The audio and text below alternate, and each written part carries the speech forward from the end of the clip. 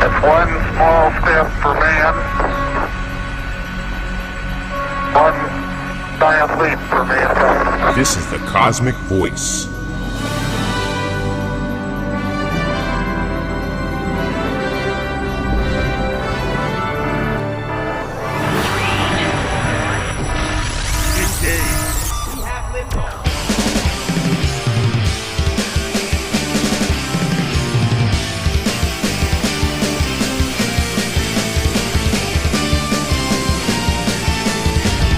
Cosmick Voice.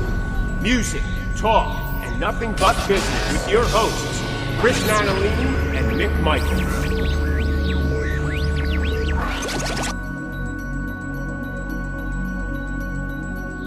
Hello, everyone, and welcome to the Cosmick Voice. This is Season 7, Episode 8. I am here with my co-host, Chris Natalini. What up, everybody? And I am Mick Michaels. Welcome back, everyone, to another show. Chris, good morning to you. How are you? What is up, my friend? How are you? I'm fantastic. Fantastic. Awesome. Me too. Good. Weather's getting chilly, getting nipply out there, man. It's getting nipply, bro. It's getting there. It's getting chilly. I don't like it. I don't like it at all. Not a fan. At some stage, this show will be heard in the summer, and people go, what are you talking about? Where are you guys at in the country? Not a fan. I was kind of getting used to, 70-degree weather in October, November. I know. It kept going and going. I'm going, okay, man, maybe we can get it till January.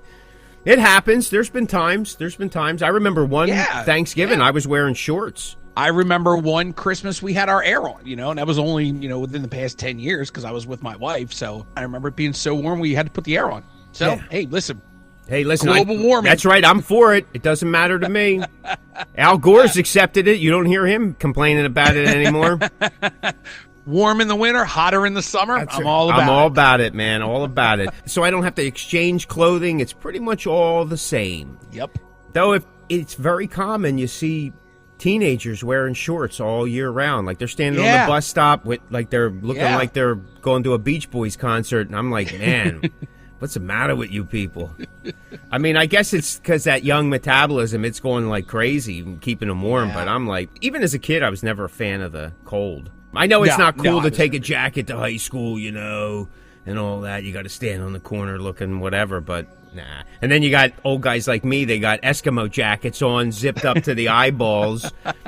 Underneath, you got 4 other layers with scarves. And yeah, man, I feel like there's a younger generation that doesn't like to wear jeans or just long pants. Like all this younger generation just in shorts all year round. And I mean, I have a couple friends like that too, and I still go, I don't understand. Not to kind of single out anybody or whatever, but I do often notice that larger men, we'll just keep it in the men category, tend to wear shorts all year round. Yeah. I mean, there's a body temperature thing. I totally get it. Sure. You know what I mean? Yeah. Oh, I get it. Yeah, for sure, man. For sure. But, nah, man, like, I gotta be, I'm into total old man routine now. Long johns if I need them. I mean, I got into suspenders a couple years back. I mean, it's like the greatest thing. I never have to pull up my pants ever again. Totally understand why guys wore them. I get it, man. And I actually have the real ones, not like ropes tied around my shoulders or anything like that. Did you wear them like under your shirts or did you wear them over your shirts? Like, were they hidden? They're not on my outerwear, but I do wear, like, I'll wear an undershirt, a T-shirt, and then I put the suspenders on, and then another shirt, and then my main shirt during the winter. Oh, yeah. And your big jacket with my big jacket. The hood. Yeah, the hood and all, like my Han Solo looking thing. It's hot for me, man. That's right, all the time. So I want to be prepared. I got gloves and I got earmuffs and hats and every jacket is prepared for them, so I'm never caught off guard. That's right. Like I go walking with my wife in the winter and she goes, "Oh, I should have brought my earmuffs." I go, "Here, I got an extra pair right here." I'm backed up, baby, backed up. Like when we would travel for the band, like if we're leaving this area and it's cold and we know it's like, say we're going to a warmer area. Yeah. I'm packed and ready when I get back. When I hit that Philly airport, in my bag is my winter, and boom, scarf goes on. Right on, Right on. I'm ready to go. When I'm getting off that plane, because you could feel it. It's like, here we go, boy. We're home. Freezing. Yep. Is your wife a big fan of the cold? Because she's a tiny little thing, too. I think she doesn't like it more now. I mean, I Sure, think it's an sure. older thing for everybody. Like, It they just is. don't Oh, like it most certainly and is. But she complains more because she's not a big jacket fan. She can't stand it. She's like, I can't stand carrying a jacket and having all this extra I get gear. that, yeah. That is tough. I could see it. Especially women that, try to look nice and presentable and not just a guy's t-shirt and jeans, Right. They got to put this big jacket over their nice top or blouse or whatever. Sure, I get it. I totally get it. I'm more for trying to stay warm than fashion at this point. Hell yeah. I'm not Yeah, but again, we're only wearing t-shirts, so. I even bought some jeans that are insulated for the real bad months. I mean, unfortunately, they're not fitting jeans. They're like I'm working on the farm type jeans. But hey, you know what? Like I said, and being my size, of course, they don't have them shortcut. You know what I'm saying? Well, yeah, but like where you live, you definitely get colder weather than where I live, because I'm closer to the city. I don't get that cold. I get cold, but I don't get the cold weather that you get. Just going out to shovel, I'm like setting up like I'm literally going on a Eskimo hike somewhere. That's how much I don't like the cold. But anyway, it has nothing to do with the music business. But I'll tell you, I've done some shows in the dead of winter in some places where I'm sliding on the ice trying to carry a cabinet. And it's we played, I remember just in the state here, or PA, we played Erie one winter. You get that cold from the lake. It's brutal, man, brutal. Like I need at least an hour before playing to get my hands to even do anything. That's how cold it is. But we've been in some places, Chicago. Oh man, that is just brutal. Yeah, we played Chicago one time in the dead of winter, and I remember it just being freezing. Yeah, it's freezing, man, freezing. But the venues are cold. Oh yeah, it's a nightmare. I played Detroit Rock City in May, and it was snowing. So who knows? It's crazy. We woke up and it was like, oh my God. Like, isn't summer just like a couple weeks away? But that's just the way it goes. I even have not to keep this going on forever, but I have extra stuff in my vehicle. I have blankets. I have extra hats and gloves. I have those. I have those. What are they called? Those little warmy things. Those. Yep. Yep. I think that's more of a parents thing, right? Because I know my parents are the same way, especially my mom was always, make sure you have a blanket, make sure you have gloves, an extra hat, because you never know. And that's right. You're sleeping in your car, roadside for 6 hours. I'm like, well, it doesn't, like, then I'm like, Mom. But now I'm like, make sure all that stuff's in my car. So, something's stuck. I used to keep extra food in my car. Like, I mean, just like bags of peanuts or bars or something. I don't do that much anymore. I got more packets of Sweet and Low than anything. But my wife still keeps like granola bars or something in the car, so which is always like a plus. Like, man, I'm hungry. Well, I got to go. Hungry. That kind of thing. So anyway, there you have it, man. Some of the greatest music advice you could ever have. Just bring an extra hat, gloves, and scarf. You get music and winter advice on this show. That's right. We're like meteorologists with long hair. I'll just tell you, stay in. Yeah, you don't even go out. Don't even go out. Turn the heat up. So, it's funny. I stay in touch with a mutual friend of ours, and he used to live in Florida, and he used to say from like May to September, he never left the house. Like, it was from house to car, to both air conditioned, and then back from car to house. He never left the house. Yeah, that humidity is pretty brutal. Oh, bro. Brutal. Like I talked about before, I moved to a warmer climate, but all the warmer climates seem to be having issues. Hurricanes and floods, and on the other side, there are droughts and dust storms, and I don't know. So the more I've been thinking about it, it's like, well, if I got to deal with 3 months of cold weather, the rest of it, at least I don't have to pay for flood insurance, don't have to worry about this, that, and the other thing. There's plenty of water, at least I hope. I went to this horror convention at the time recording this like 2 weeks ago, and Gina Davis was supposed to be there because it was a big Beetlejuice reunion, and she canceled because she got stuck in a snowstorm in New Mexico. And I was like, does it snow in New Mexico? And apparently it did. Like, I had seen on the news that they had. I'm like, what does she live in the mountains? Like, I didn't even know it snowed in New Mexico. Yeah, really, I didn't. And I'm thinking, well, I guess I'm not moving to Mexico. Yeah, really. It's snowing there. That's kind of crazy. Then you'll have the conspiracy theory people saying, oh, that was probably created by some machine. Yeah, maybe. I don't know. If I can find that machine, I'd actually create myself a music career. There you go. Rather than worry about snowing in New Mexico.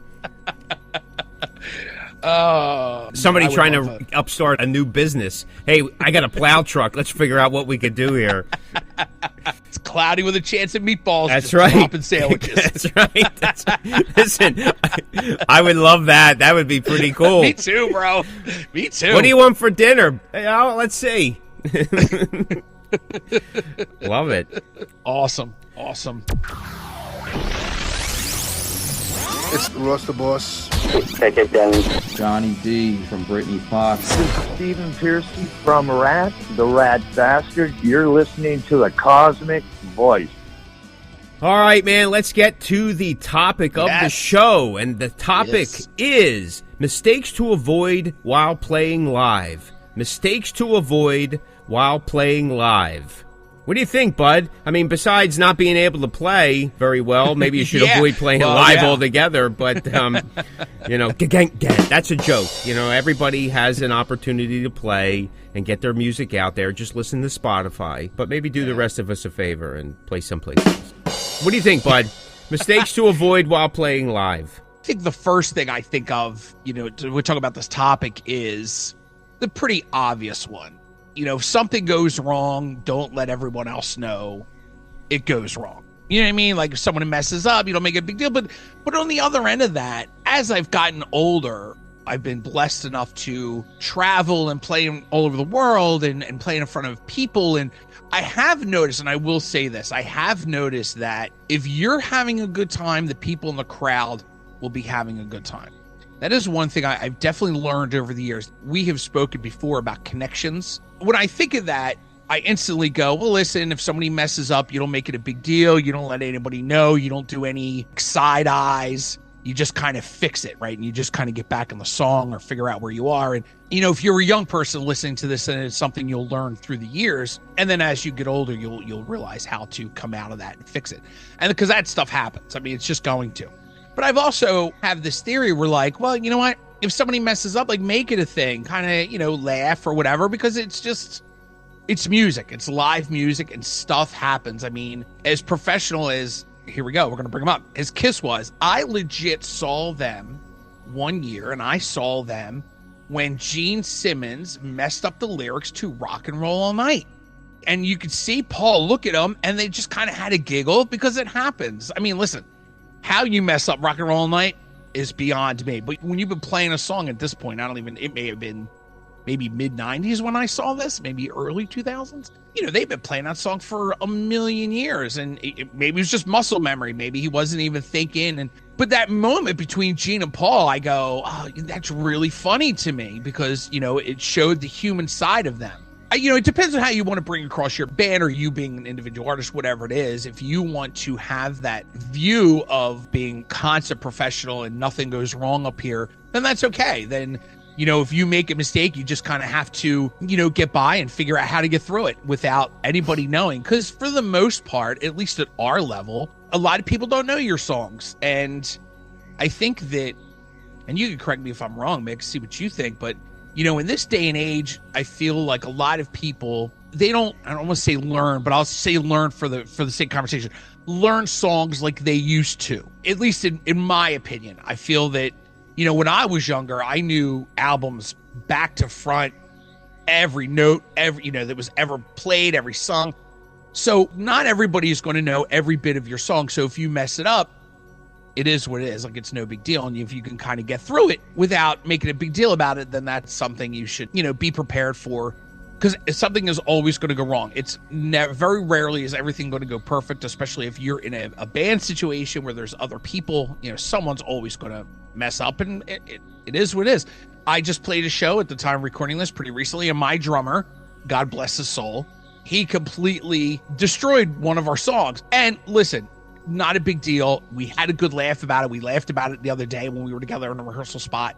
And we tried our best to kind of get through the song and get us back on track. But no one really knew the song. So no one really kind of knew what was happening. No one really realized it. Now, maybe a couple musicians in the crowd could maybe see the non-panic, but sort of panic look on our face because we were like, man, he just completely missed a whole part. It really threw the whole song off. And again, no big deal. It happens.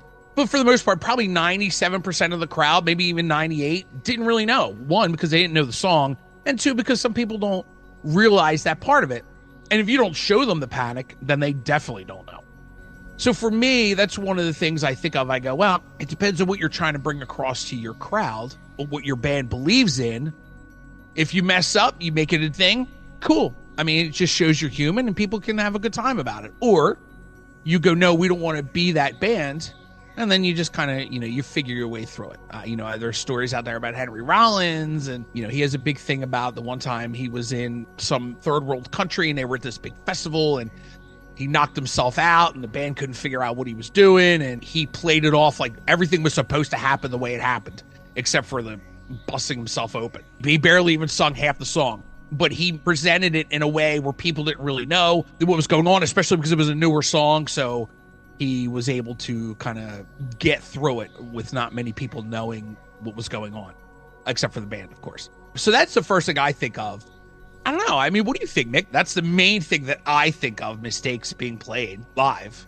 Well, yeah. I mean, I'm definitely a fan of what you're saying. You can't make a big spectacle of it because you are putting on a show. It'd be like going to a Broadway show and watching somebody flub up and the entire cast just stop dead, turn to them and say, what did you do? And then you lose the continuity of the show. So, yeah, I mean, the thing is, especially playing live, going on what you're saying, like if you spend all this time addressing what went wrong, the song has to keep going. We were always taught, don't go back and try to make up where you lost. Move forward, pick up what's coming up, and then you'll be right on time. Yep. You know what I mean? So absolutely, yep. So I think the more and more shows that you do, that becomes easier to address because you're like, well, there it is. It just went by me. Let me keep going. And we have kind of like laughed it off while we're playing. Sometimes me and T will do that. I'll look at him like, I don't know where my head went. And, getting older, I literally have blank spots that happen quite often, more often than I would like to even admit to. But they're happening. Yeah. They're happening. And you could play a song.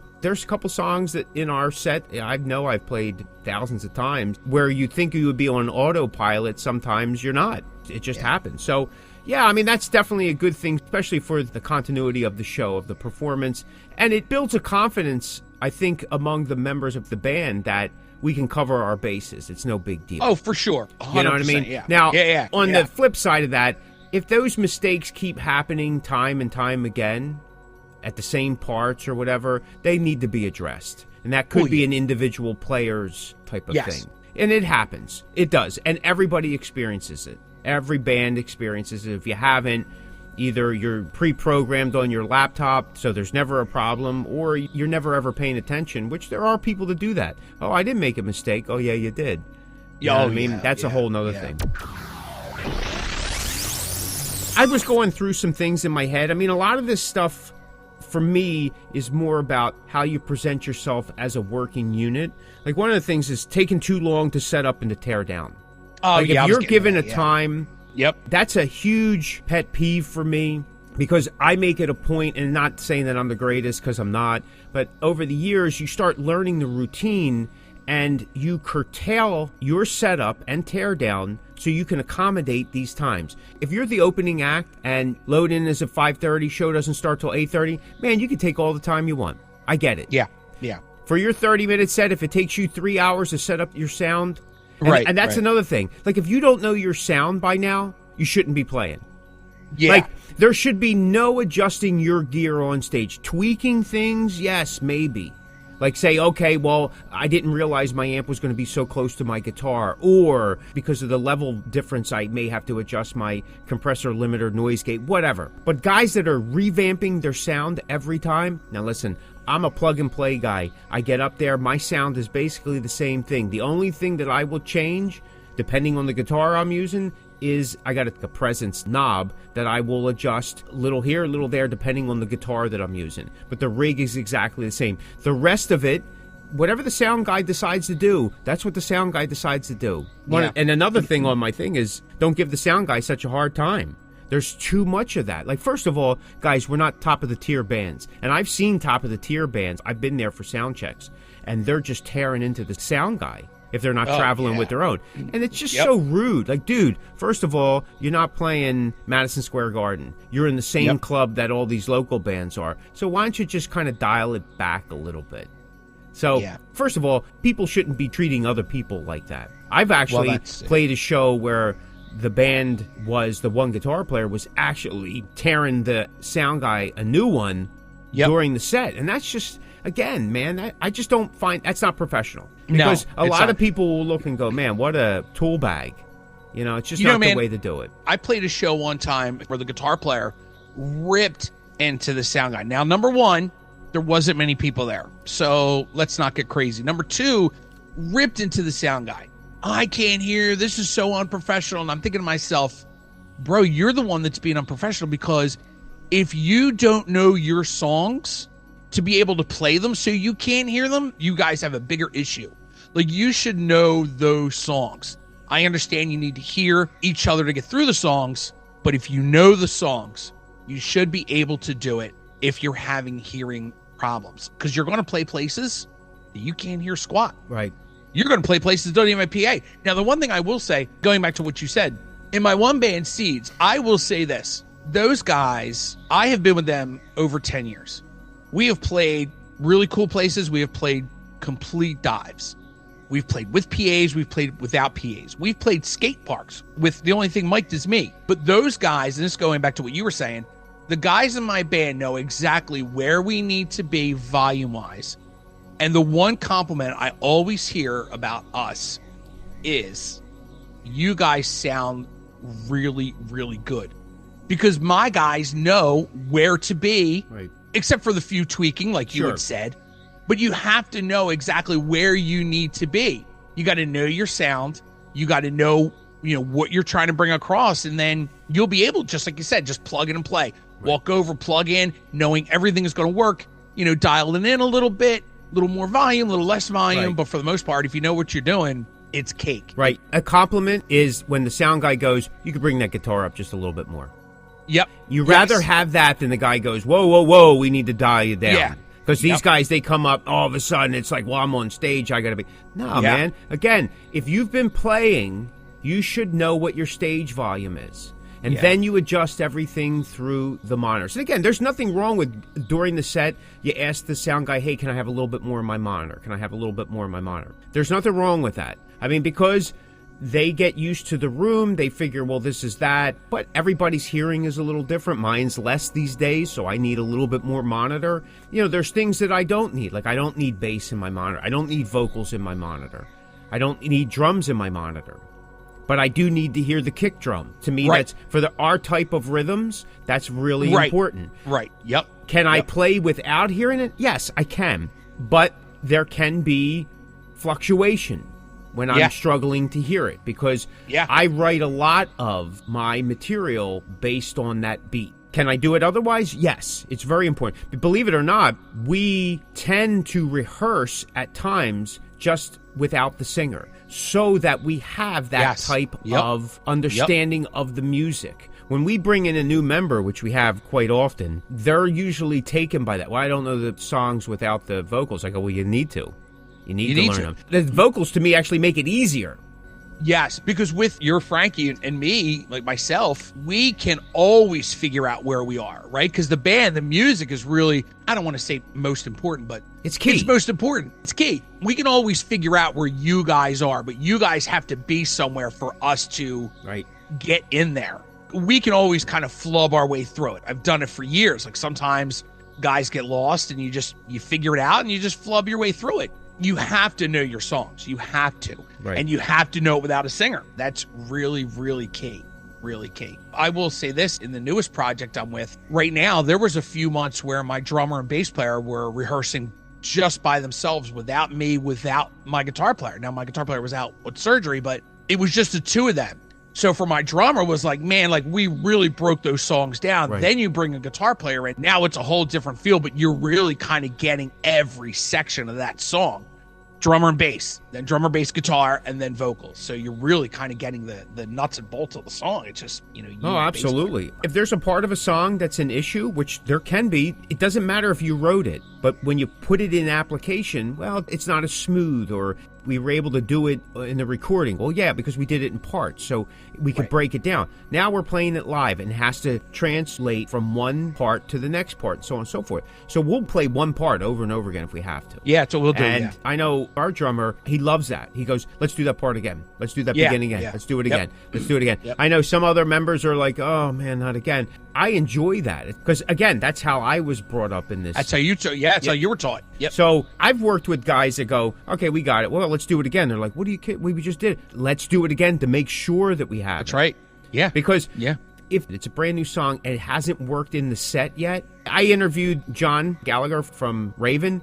Mm-hmm. Yeah, he was saying, we played this one song, totally destroyed it. He goes, but by the next night we kind of had it worked out. But it happens. Like, I mean, especially if you haven't played it enough live, it hasn't got enough stage time. A song that I've been playing for the last 15 years, okay, not a problem. But if it's still a new song, I'm talking about like maybe even a year into the set, it doesn't have enough legs yet. It still has, we haven't gone through everything. Let's see how it works. Yeah, you're absolutely right. You got to know your material. And if you don't know it, don't play that song. I played at the Whiskey, my last time at the Whiskey. It's been a couple years now. I would love to go back, honestly, but like you were saying, flights and travel has become, now they're requiring you to do something. You got to register some number now. This is, I know, off the topic, but you got to register some number now with your passport as you travel about. Like, so you have to do an extra verification. It's like, come on, what are you talking about?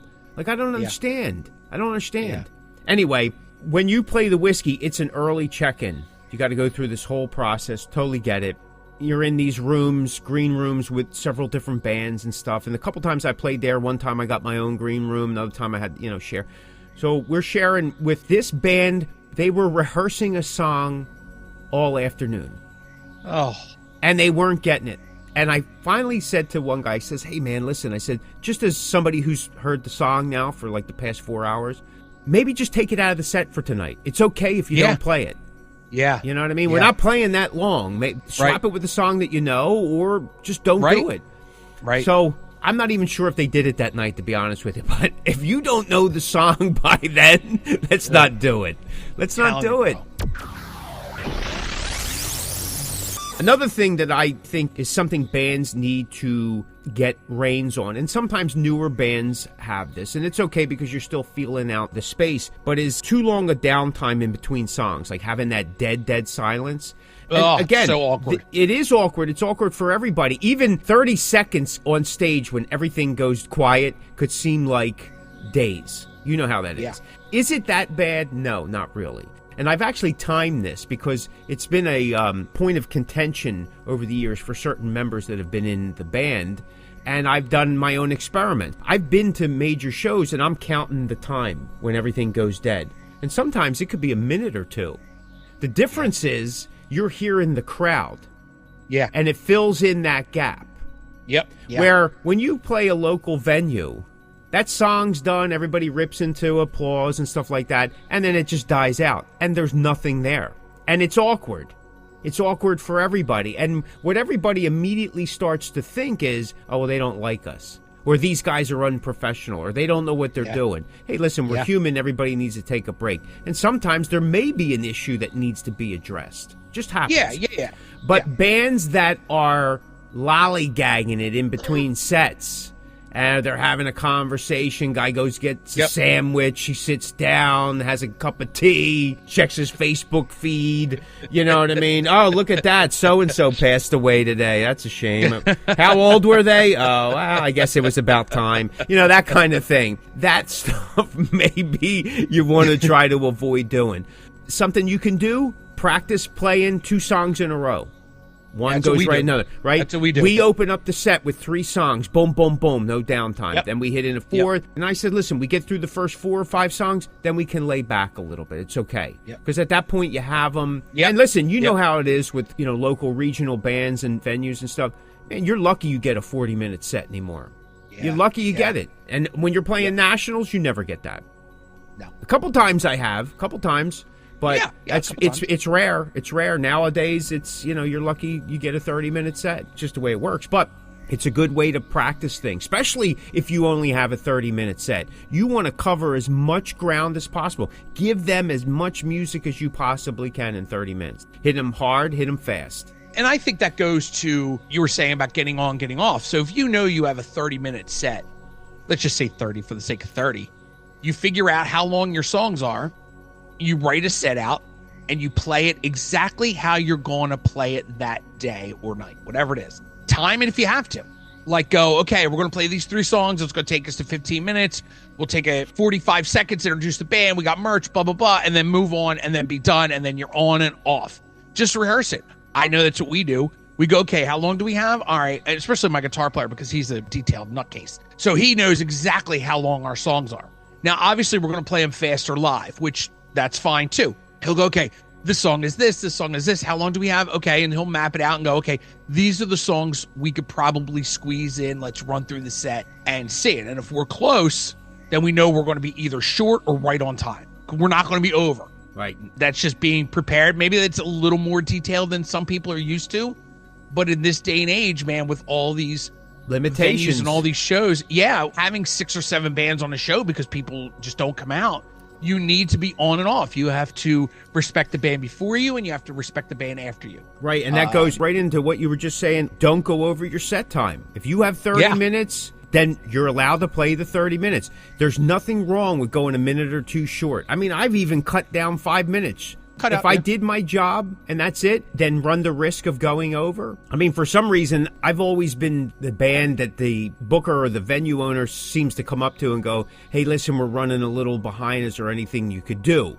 Now, I don't know if that's because I'm easy to talk to, I'm understanding, I realize the business of it. It's not that big of a deal. I always go, hey, listen, not a problem. We'll make this work. I never mind cutting a set short if it's presented to me in a positive light. I've literally had the plug pulled at 26 minutes. Yeah. That I don't like. Like, well, wait a minute. I was contracted for 30 and you're only giving me 26. That's different now. That becomes principle. It's like if I'm paying for 8 clams and you only give me 7, well, then I need some money back. That's the way I look at it. Yeah. But the truth is, on the flip side, don't go over your time, because that's disrespectful to other bands. I just recently played a show where the band before us did exactly that. Simply because they did not get going back to their setup, even though there was partial backline, which should cut down time. Yeah. But because they had to reorient everything, and I think a lot of that is more, I got to take control here, rather than doing what you need to do to make this work for everybody. Yep. We'll go back to our professionalism show, which I think was season 1 or season 2. It's like, hey, listen, what's good for the show? I realize in that 30-minute or 40-minute time frame, it's all about you, and it should be. That's what it's about. But at the same time, everything that happens before, during, and after does pertain to the show in its entirety. Because somebody is going to get the short end of the stick, and that's unfair. Most people will go, who cares? Because I've seen it. It happens in real time. Bands don't care because they're so fixed on, this is my 15 minutes of fame because I'm the greatest rock star to have ever used this parking lot. Then I need all of my time plus some of yours. Well, okay, whatever. But it does come back and bite you at some point. It does. It does. So, definitely stay within your set time. Nothing wrong with going shorter. If you're given the opportunity to go longer, that's even better. Again, it's like never have it where the sound man says, oh, man, you got to lower that. We got to tone that down. Let's take that down, Johnny. Let's take it down. Rather have them say, hey, you could bring that up a bit. That's okay. I remember a show we played in Massachusetts. This was years ago. We got to do a sound check. We got to come in. But the headlining act, we're sound checking for 3 hours. Now, this was a band that was big in that region. So they had been around a number of years. 3 hours? And you've played this venue before?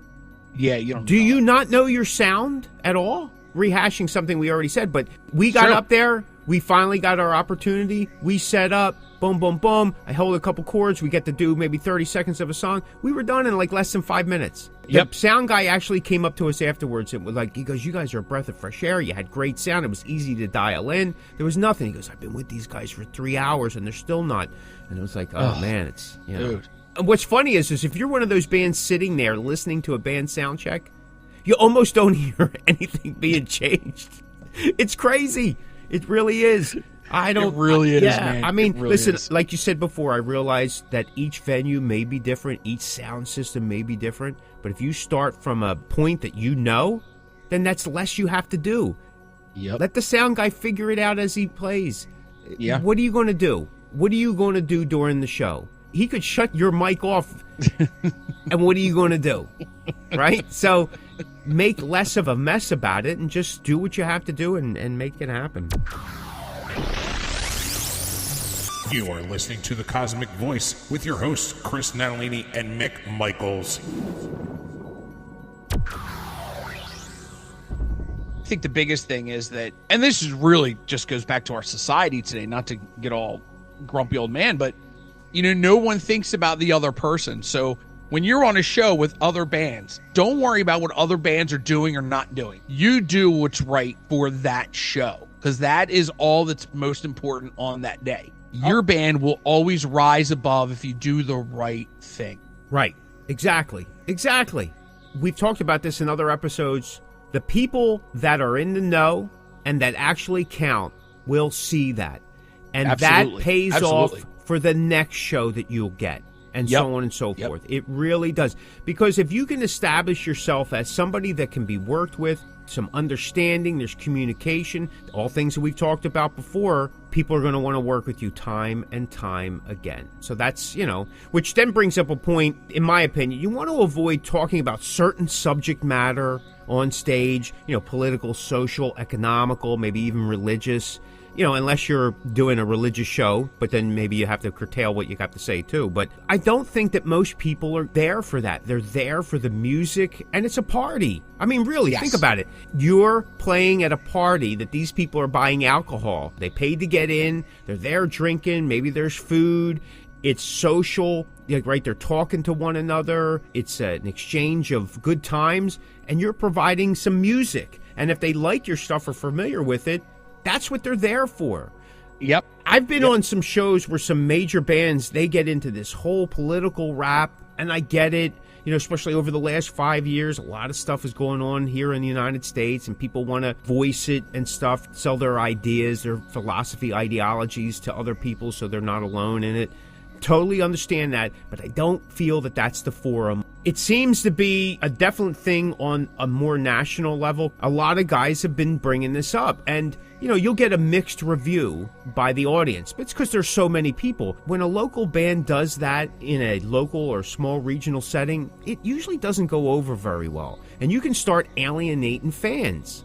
And if you're trying to build an audience and base it solely on your band, brand, and music, you need to avoid that kind of stuff. You want to do it, put it in your lyrics, talk about it that way, but you don't have to necessarily go down that road with a soapbox and get preachy. It just isn't the thing. I mean, I remember seeing Symphony X at the Troc one year.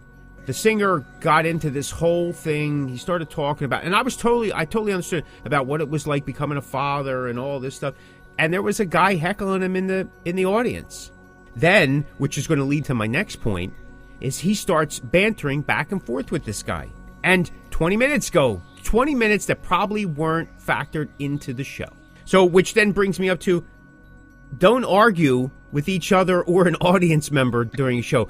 I've seen bands get into some type of spat on stage. There's videos out there. You see bands start swinging at each other. Yep. And in recent time, some major bands have done it too. I understand tensions build up. I get it. But even Paul Stanley in a recent interview said, you keep it afterwards. Before or afterwards, but not on stage. The audience doesn't deserve that. No, it's 100%. You can't do that kind of stuff, man. Don't get preachy. Don't bring up topics that could be controversial. Unless that's your shtick and people understand that that's your shtick. But for the most part, people are there just to have a good time, man. Remember, they paid to come in there. They paid to see you.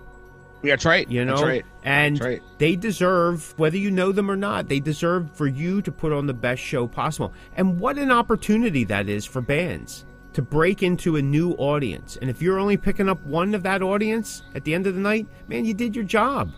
Like, we constantly are doing new shows to break into new markets, knowing that nobody knows really who we are. We've been around almost 15 years. It doesn't matter. We constantly, I didn't know you guys existed. I don't know, you know, because people don't know what they don't know. It's it. There's so much stuff out there. Do you think that your little band from Main Street, USA is on the top of everyone's list? Nope.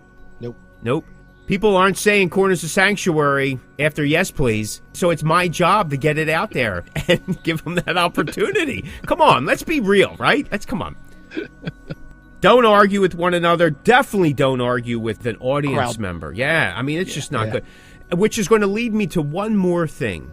After the show, don't do either of those or more with people at the show. If they come up to you and they like what you did and they're talking to you, and then you go on to you're preaching about whatever, or you're giving them this or that and other thing, oh, I'm just being real, I'm just being who I am. Nah, listen, here's the thing, guys. The whole time you're at that venue, you're working. You are working. You are representing your band, your music, your brand. You are working. Bands forget that. Oh, my set's done. It's all over. No, it's not. If your merch is still up and you're still in the venue, everybody should be on professional behavior. Yep. You're doing your thing for what you're supposed to be there for. If you don't want to do that, then you have to leave. I'm not being, hey, it's either this or that. You do whatever you want. It's your stuff. I remember I had to have a discussion with one band member and their, at the time, girlfriend. And it was like a party. And I took them both aside. I said, hey, guys, listen, I get you having a good time and all. I go, but we're working here. I go, we're working. And I know you want to spend time with each other and play grab butt and twinkle each other in the eye and stuff like that. I go, but we're working. I need him here. We need to do this. The whole night's planned out. Right. We were literally on tour. So we had an interview and we're taking pictures with people and all. And I'm not saying we're big time because we're not, but you have to fulfill those possibilities. And if you've already pre-scheduled stuff, well, then you're working. You know, you're doing what you have to do. Yeah, that's right. And that's the way it is. Even though I'm not a huge fan of social media, I look at it the same way. When you're posting, when you're doing this and doing that, it should be as such. You want a personal page? Well, then that personal page should be left to just that. That's right. You don't friend everybody, or you don't, you people. That's just a small thing. Your pro one, the one that you're the guy on stage with the band and the brand, well, that should be done a certain way. I realize that there's major artists out there that are putting everything out. They'll just say whatever they want because, maybe they can at this point. That's, again, another way to alienate fans, or you break the mystery, or does everybody need to know that much about you? I'm not a huge fan of that. I think you're very similar because we come from a time when you just don't tell people all your business. I agree, dude. I'm not even big on like celebrities putting their personal stuff out there, and musicians. Like, I just want to watch your movies. I want to hear your music, and I believe that on our level too. I believe that what you do in your personal time or what your personal beliefs are, keep it to yourself. Now, I will say I don't mind a little people posting positive things. Like, that's kind of different, but like religion and politics, like there's just things that, and you're representing your band too, right? Like all of you, if you're a band or even if you're just a solo artist, you're representing your brand. And if you damage that brand by your personal opinions, especially in a country now where we're so divided, I know we hear that all the time, and I know that's such a cliche thing to say, but it's the truth, man. Like, you don't want to pigeonhole yourself into having certain beliefs that literally could damage what you're trying to do. And I'm all about freedom of speech, of course, but I do believe when it comes to being a brand, i.e.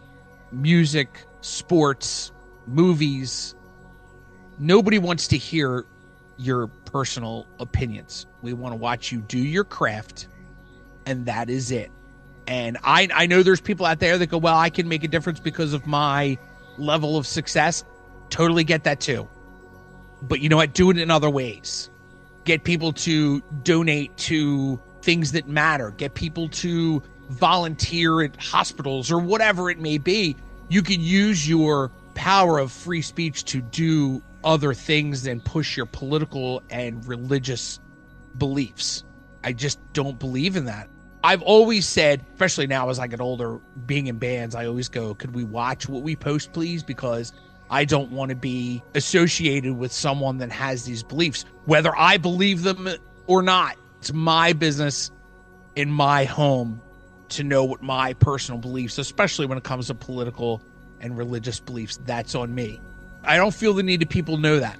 I just don't. I mean, my friends do, my family does, but that's important to me. And I don't want fans of my brand or fans of my band or even fans of me. I don't need people to know that kind of stuff. I don't want people to know, because I don't want people to judge me because of my views. I want people to like what I do. And, if you don't like my brand of music, I want you to not like my brand of music because you don't like that kind of music. Or maybe you're just not a fan of my voice. That's okay too. But I don't want people to not like me or like my brand because of my political or religious views. And I just think that's something that bands and people just need to keep to themselves. I do. I've always believed that. Still believe it to this day, especially in 2024 going into 2025. I agree. You want people to know about you? Write an autobiography. Listen, I know over the last 15 years, almost 20 years, especially with the rise of Taylor Swift and so on and so forth, everybody's got to have a story. They got to sell a story. Well, here's the thing, guys. That's all it is a story. It's made up. Part of it's made up. Maybe there's a little bit of that personality in there to make it a little bit more believable, but it's show business. They're selling you a story. And if you buy into that story, well, then it worked. 100%. 100%. And I mean, again, in modern time, here's the thing.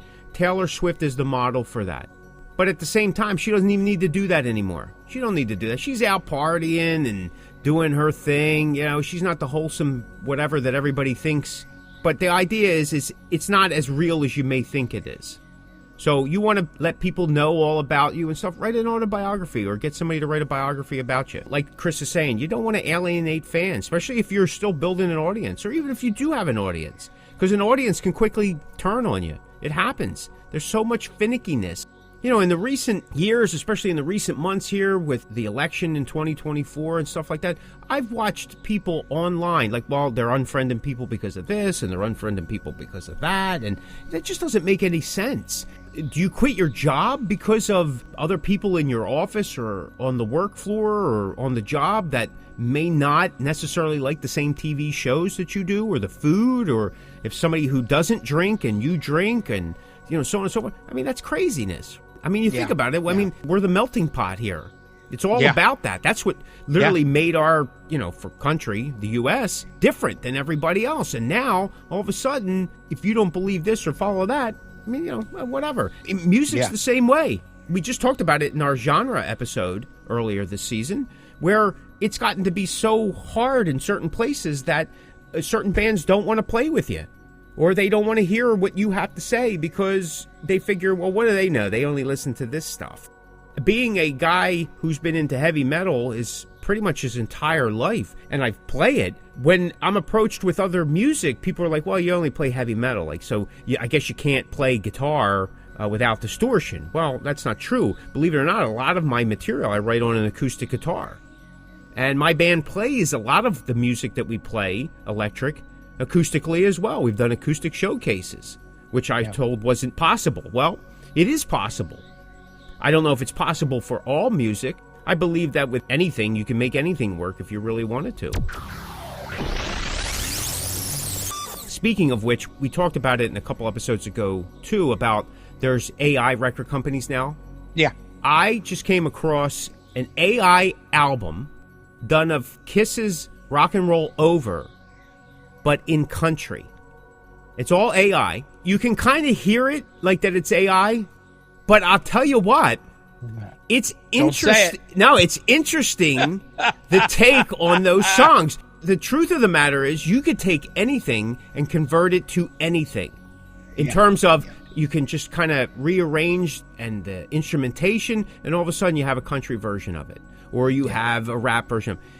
That's, to me, the power of music. I'm not a fan of AI in that regards, especially now that we're creating artists and music that don't exist.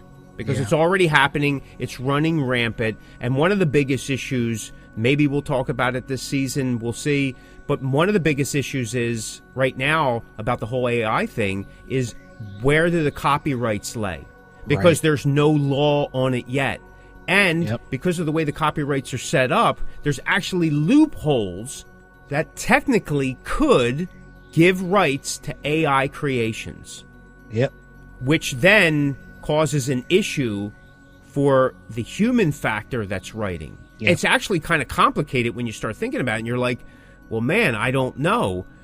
Because copyrights are based on a lot of different things, right? Melody and lyrics and certain type of arrangements. If there's a uniqueness that differentiates that from something else, there's this whole criteria that you have to kind of fall into, and AI is starting to do that because of the programming. Who gets those copyrights? It's kind of crazy, and I think it's going to cause a lot of problems, especially down the line for online streaming platforms like YouTube and content creators like that could technically lose their revenue stream. And we've already seen it, that you can quickly lose something in a heartbeat. But that's for another show and another topic. What do you got, buddy? You got anything else you want to add? No, I don't actually. I think we pretty much said all the things that I had jotted down for today's episode. All right. If you like that episode, check out some of our other episodes at www.thecosmickvoice.com. Step into the Cosmickverse and fill that void. Thanks so much for listening. This is the Cosmick Voice. If you have a question, a topic idea, or something you want us to address, just contact us through our Facebook page at The Cosmick Voice. You can listen to The Cosmick Voice at Spotify, Breaker, Apple, Google Podcasts, Radio Public, Pocket Cast, and at thecosmickview.com. Check us out on Facebook at The Cosmick Voice. All right, folks, that's going to do it for us. If you're hearing this message, you've listened to the entire episode. And for that, Mick and I would like to thank you from the bottom of our hearts. And we hope you enjoyed this new episode. And if you did, please leave us a review on Apple Podcasts and Spotify. Also, feel free to let us know what topics you'd like to see covered in future episodes of The Cosmick Voice. And you can get in touch with us through thecosmickvoice.com and, of course, all of the Cosmick Voice social medias. Take care and be safe. You're listening to The Cosmick Voice. Music, talk, and nothing but business.